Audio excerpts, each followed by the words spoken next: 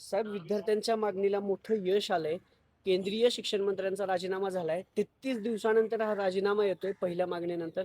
काय पहिली प्रतिक्रिया आहे? सरकार झुकलं असं वाटतंय? कारण सकाळीच तुम्ही म्हणलं होतं की राजीनामा घेणार नाहीत, मोदी शहा अडचणीत आहेत. प्रश्न असा आहे की हा राजीनामा पंतप्रधानांनी मागितलाय असं कुठंही वक्तव्य नाही आहे. हा राजीनामा असणारा धर्मेंद्र प्रधान यांनी स्वतःहून दिलाय असं त्याच्यामधलं त्यांच्या पत्रामधनं भासतंय एक भाग. दुसरा भाग त्याच्यामध्ये त्यांनी जे काही वाक्य वापरलेली आहे त्याच्यामध्ये ह्या आंदोलनामध्ये अँटी सोशल एलिमेंट्स, अँटी देश एलिमेंट्स जे आहेत ते घुसतात आहेत आणि म्हणून मला असा राजीनामा द्यावा लागतो आहे. कुठेही माझ्या अकर्तृत्वामुळे 22 जणांनी आत्महत्या केली याच्याबद्दल त्या पत्रामध्ये कुठेही खंत नाही. तिसरी गोष्ट त्याच्यामधली जी काही भाषा वापरलेली आहे त्या भाषेवरनं असं दिसतंय की कोणीही आंदोलन करू नये, आम्ही जे करू तीच पूर्व दिशा यापुढे राहील असं त्यांचं वक्तव्य शेवटच्या पॅरेग्राफमध्ये अशी परिस्थिती आहे. त्यांनी कुठेही पोलिसांनी केलेल्या अमानुष अत्याचाराचा, लाठीचार्जचा कुठेही उल्लेख नाही आहे किंवा त्यांच्या पत्रामध्ये ह्या लाठीचार्जचा असताना चौकशी होणार, जे पोलीस दोषी आहेत त्यांच्यावरती कारवाई होणार याचाही कुठे आपल्याला त्या ठिकाणी उल्लेख दिसत नाही आहे. किंवा ज्या सेंट्रलाइज परीक्षेचा निकाल झाला आहे, सेंट्रलाइज परीक्षा घेऊन निकाल देण्यात आलेला आहे, त्यातून हे सगळे प्रश्न उद्भवतात आहेत आणि म्हणून आम्ही ह्या सगळ्या सिस्टममध्ये आम्ही बदल करू किंवा आम्ही जी असणारी मागणी करतोय की पूर्वी शिक्षण हा राज्याचा विषय होता, तो केंद्राचा नव्हता. तोपर्यंत शिक्षणामध्ये कुठेही गडबड झालेली आपल्याला दिसत नाही.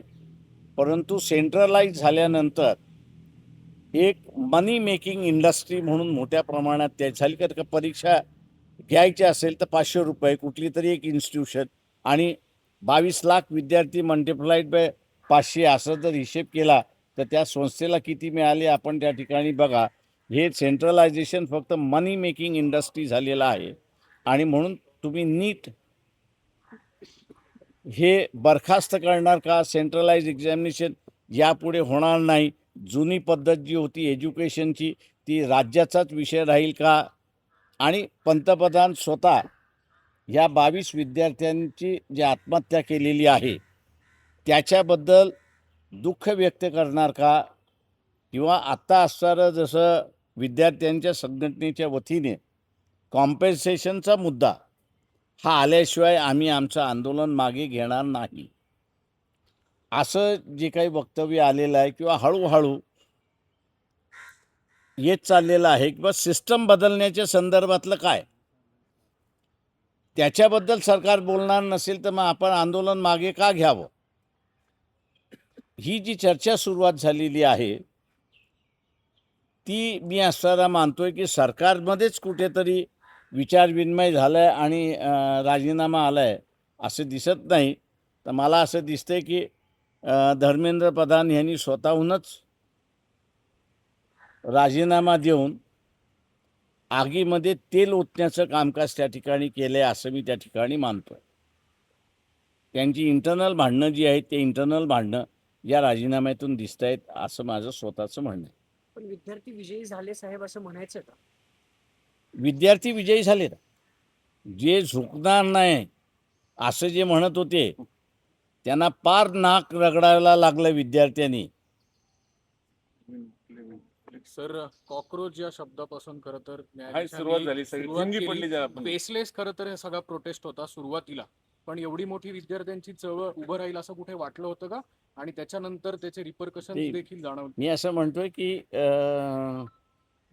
चीफ जस्टिस जे आहेत सूर्यकांत.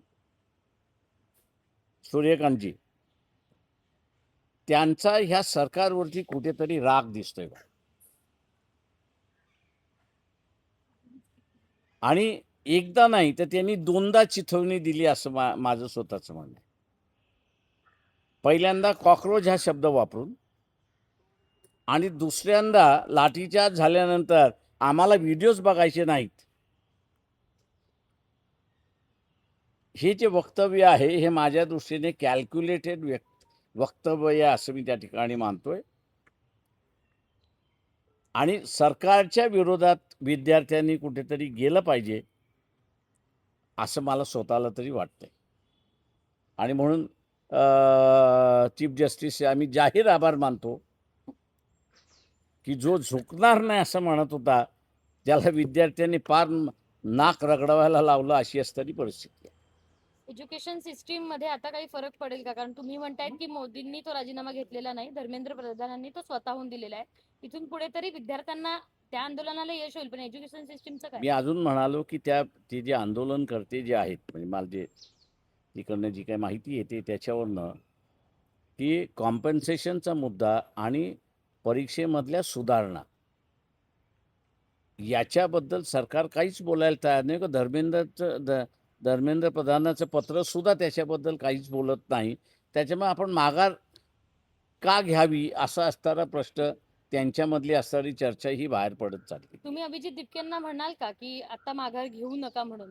कारण एज्युकेशन नाही, हा त्यांनी घ्यायचा निर्णय आहे. ते जे निर्णय घेतील त्यांच्याबरोबर आम्ही आहोत. ते आम्ही असं सांगू की आम्ही मुंबईचा बंद सुद्धा केला, तो त्यांच्या पाठिंब्यासाठी केला. आता असणारं जे आहे ते विद्यार्थी जे निर्णय घेतील त्याच्याबरोबर वंचित बहुजन आघाडी राहील एवढं मी सांगतो. पण विद्यार्थ्यांना तरी आवाहन कराल का एज्युकेशन सिस्टीम साठी की तुम्ही हे आंदोलन सुरू ठेवा म्हणून?